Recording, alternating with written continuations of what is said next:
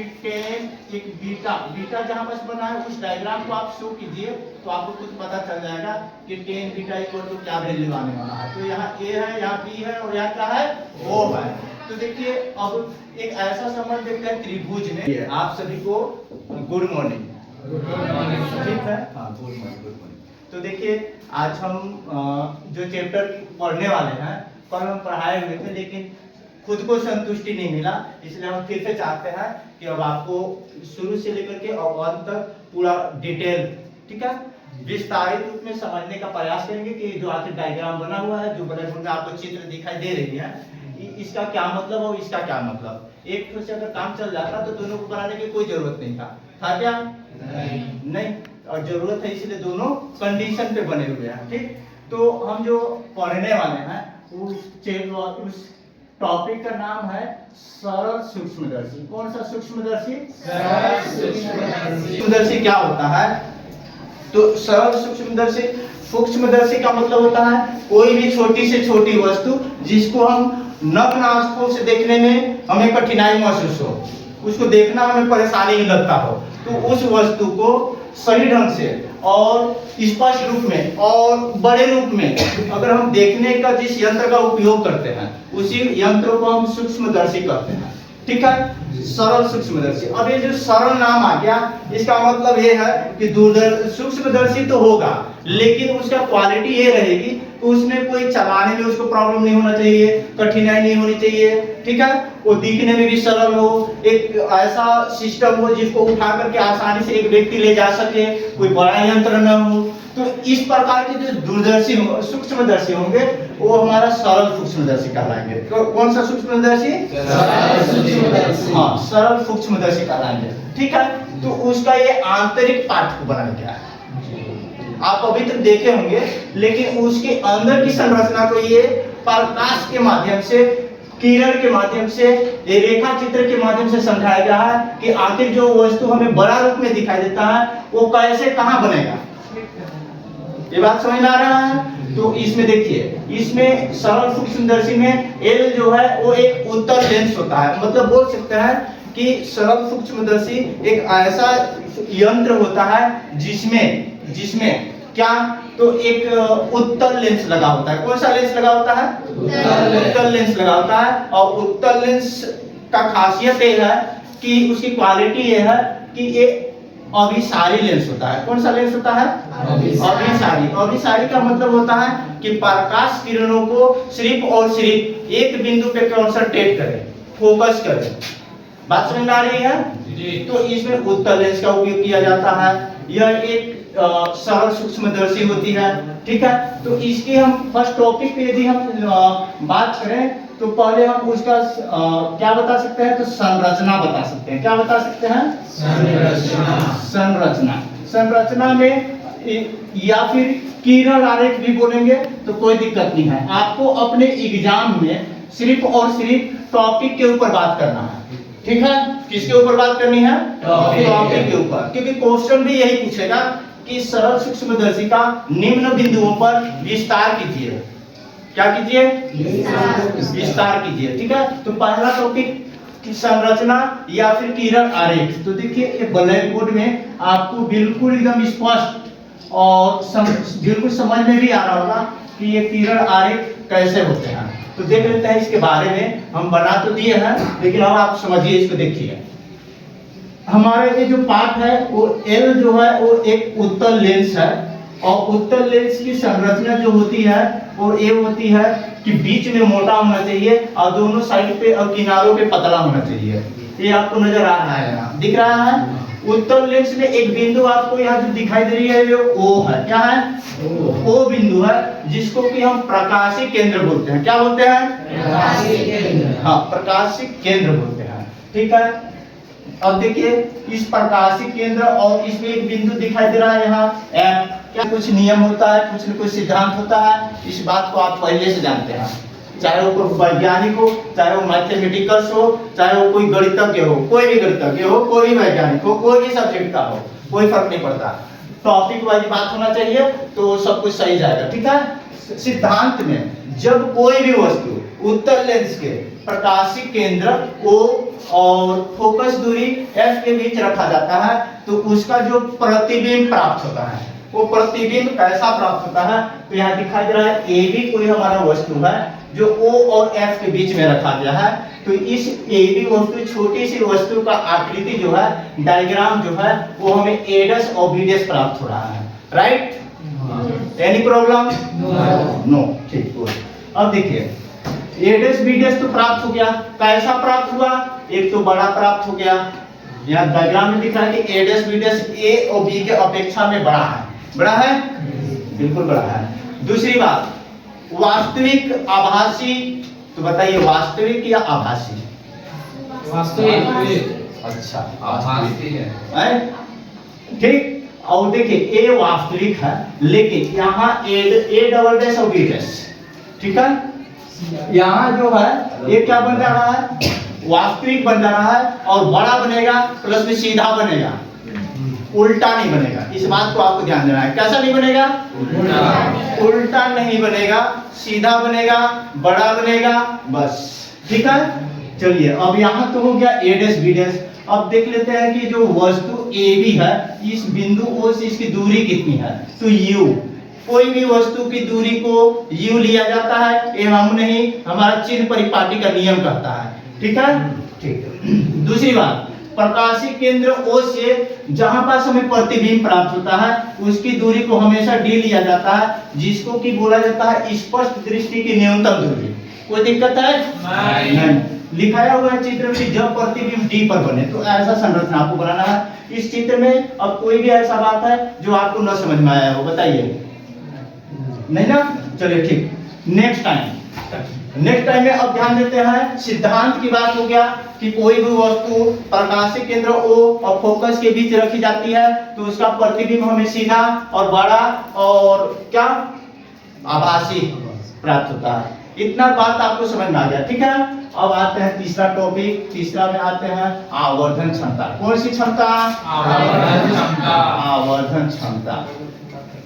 देखिएगा, ध्यान से देखते जाइएगा, और यदि न समझ में आए तो आप मेरे से एक नहीं 10 बार पूछ सकते हैं। ठीक है, लेकिन अभी के डेट पर आपको पूरा बात समझ में आना चाहिए। नहीं आ रहा है तो आप बिल्कुल पूछेंगे, बेडर पूछेंगे, बेझिझक पूछेंगे, कोई दिक्कत नहीं है।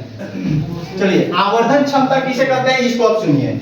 तो किसी भी लेंस द्वारा, किसी भी यंत्र द्वारा यदि वस्तु का प्रतिबिंब दो कंडीशन में प्राप्त होता है। कितने कंडीशन में? दो कंडीशन में प्राप्त होता है। कहने का मतलब ये है कि जब प्रतिबिंब स्पष्ट दृष्टि की न्यूनतम दूरी पे बने, कहाँ बने? स्पष्ट दृष्टि की न्यूनतम दूरी पे बने, तब का आवर्धन क्षमता कुछ अलग आएगा, और जब प्रतिबिंब अनंत पे बने तो आवर्धन क्षमता जो है वो अलग आएगी। ठीक है, तो आवर्धन क्षमता करने का मतलब ये होता है कि स्पष्ट दृष्टि की न्यूनतम दूरी पर, ठीक ना, आवर्धन क्षमता को किससे शो करते हैं? M से शो किया जाता है। किससे? M से। तो M इक्वल टू होता है जब प्रतिबिंब D पर बने। कहां बने? D पर बनता हो। ठीक है, और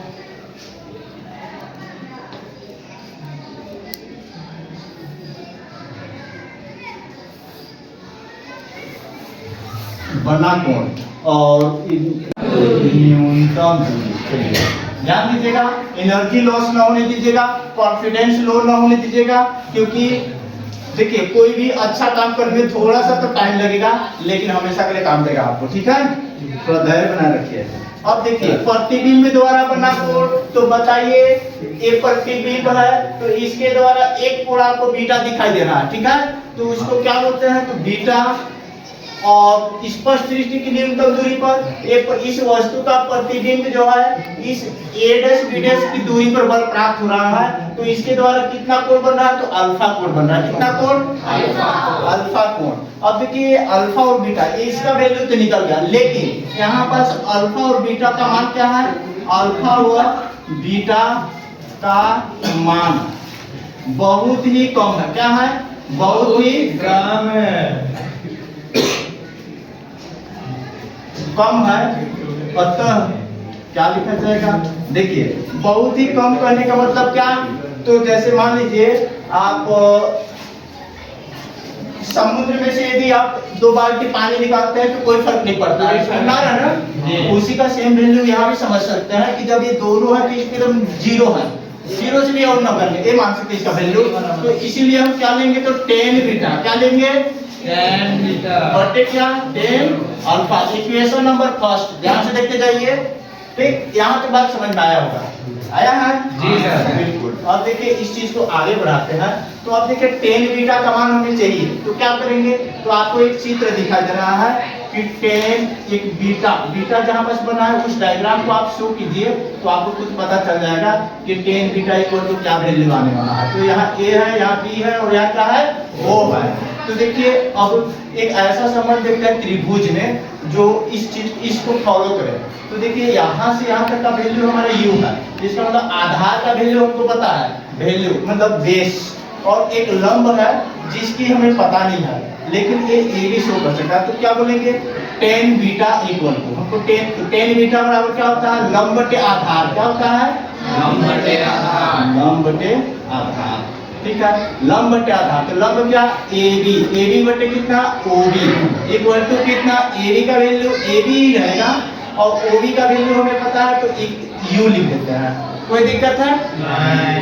अब देखिए ये टेन बीटा इक्वल टू हमें पता हो गया कितना, ए बी बटे यू, क्या मिल गया, ए बी बटे यू।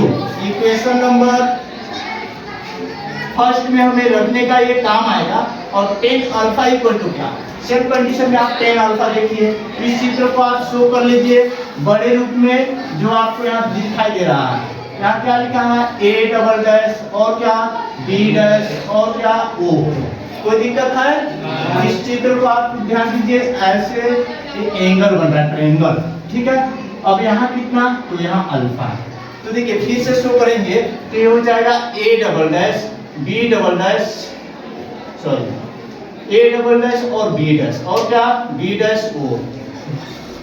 टेन अल्फा का वैल्यू हमें मिल गया, टेन बीटा का वैल्यू मिल गया, ठीक है। इक्वेशन नंबर फर्स्ट अभी हम लिखे हुए थे कुछ देर पहले, ठीक है, जो मिल गया। आपको इस सभी वैल्यू को क्या कर देना है, सेम कंडीशन पे इक्वेशन नंबर फर्स्ट में रख देना है उसको। तो रख देते हैं, ध्यान दीजिए। समीकरण फर्स्ट इक्वल टू क्या है, तो m इक्वल टू है टेन बीटा। टेन बीटा का अभी हम वैल्यू निकाले थे ए बी बटे यू, क्या लिखे थे, ए बी बटे यू। और इसके बटे में हमें था टेन अल्फा। टेन अल्फा का वैल्यू हम निकाले हुए थे, कितना निकाले थे, a double dash b dash और क्या, b dash o, b dash o. अब ध्यान दीजिए ए बी और बटे क्या, यू। एक बट्टे को अगर गुणा में चेंज कर लेंगे तो o b, b dash o जो है वो कहाँ चली जाएगी, ऊपर चली जाएगी, ठीक है। इसके अनुसार अब वैल्यू, इसका वैल्यू आप रख सकते हैं, क्यों, क्योंकि आपको चित्र में ये चीज समझ में आ रहा है, दिया हुआ है इसका क्या वैल्यू रखा सकता है। तो क्या वैल्यू रखा है, देखिए ध्यान से चित्र में, बी डैश ओ, तो क्या दिया है, डी, क्या दिया है, वहां हम रख सकते हैं डी।